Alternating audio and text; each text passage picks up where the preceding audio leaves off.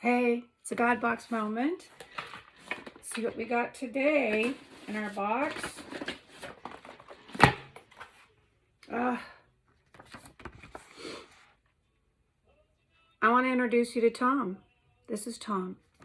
I met Tom, I don't know, 6 months ago or so on an old horse trail that my husband and I were walking. We were going on our 5-mile walk and we were pretty far from home, and there was Tom right in the middle of the horse trail, but he didn't look like this.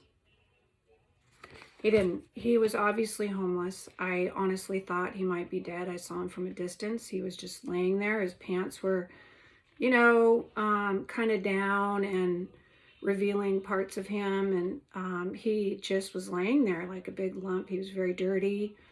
I noticed that the person who was walking in front of us just sort of walked on by, and I don't know, it just really bothered me. And so I decided to stop, and I had some water, and I got down there to see if he was okay. Did he have a pulse? And I said, hello, hello.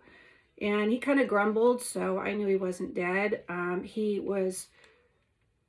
appeared to me to be very old. He had so much hair around his face, it was hard to see his eyes. Just laying there really dirty. His face was just like so dirty. And I got in there and I said, do you want my water?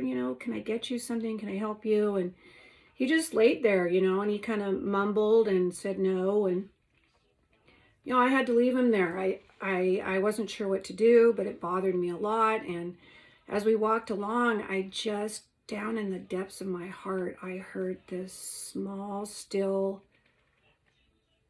word, I guess, and it said, clean him up. And as I walked along, mile 2, mile 3, mile 4, we were pretty far from him now. I kept having this impression to clean him up. And so I got home and I thought, this is so out of my league. I mean, I just haven't done this before ever in my life. And, there are a lot of people out there that would tell you, that it's dangerous, which it is. This is true. But I could not shake this clean him up. And so I decided to, write it down and put it in my box and say, Lord, I've never felt like this for a homeless person. Honestly, I really haven't. And so I asked him, I was pretty specific. I'm just going to say it. When I feel led into something that is, less than my normal, I guess, I'm going to ask him. I'm going to be pretty specific. And so I said, if this is from you, then you need to put him right in front of me.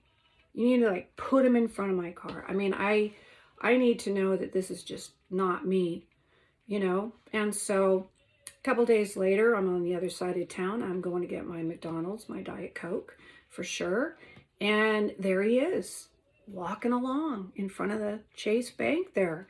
And I'm thinking, no way, there's no way. So I made the circle around and I got up kind of close and I could see from a distance that, I think this is him. And so I went really fast around the corner and I wasn't really sure what I was going to do, and went down an alley, and it ended at a dead end, and there was a dumpster, and he was literally in front of my car, just standing there.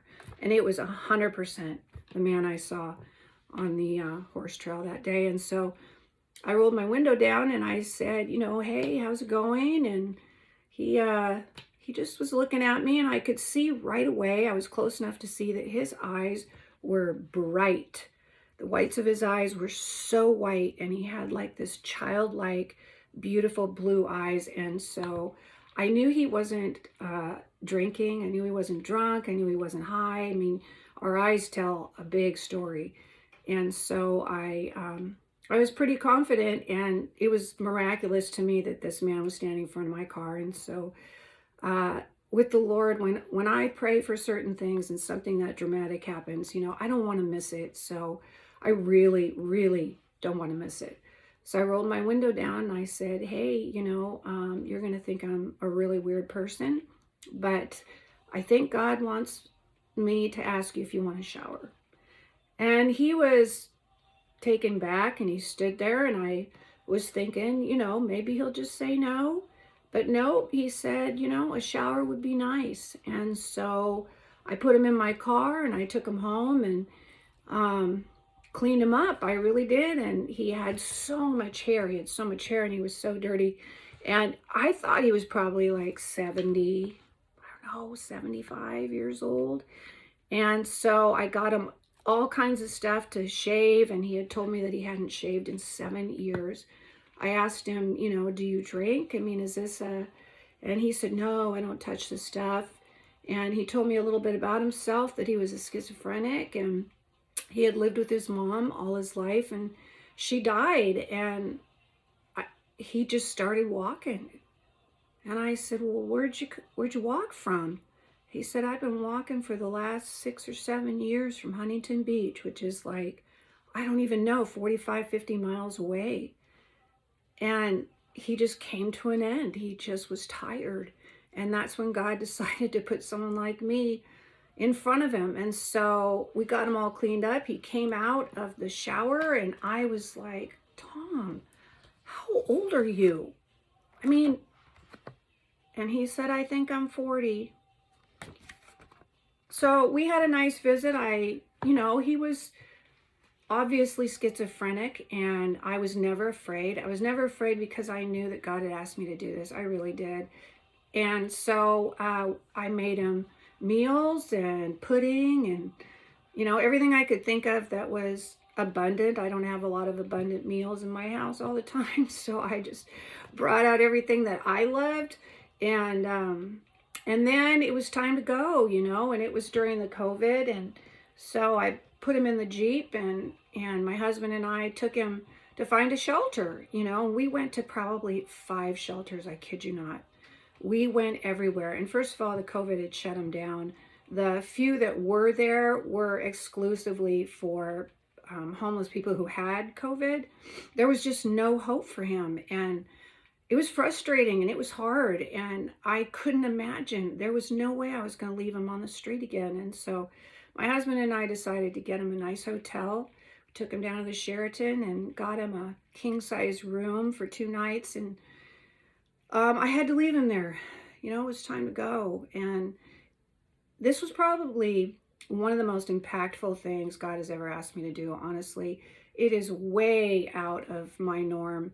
But I'm going to tell you that it changed my life. And I know that we walk around and we see homeless people and that's their name, right? We just are like, oh, look at that homeless guy. And you know, I'm one of those. I'm one of y'all that probably have said that a lot of times in my life. But they have a name and God knows their name. And this wasn't just some homeless guy. This was Tom.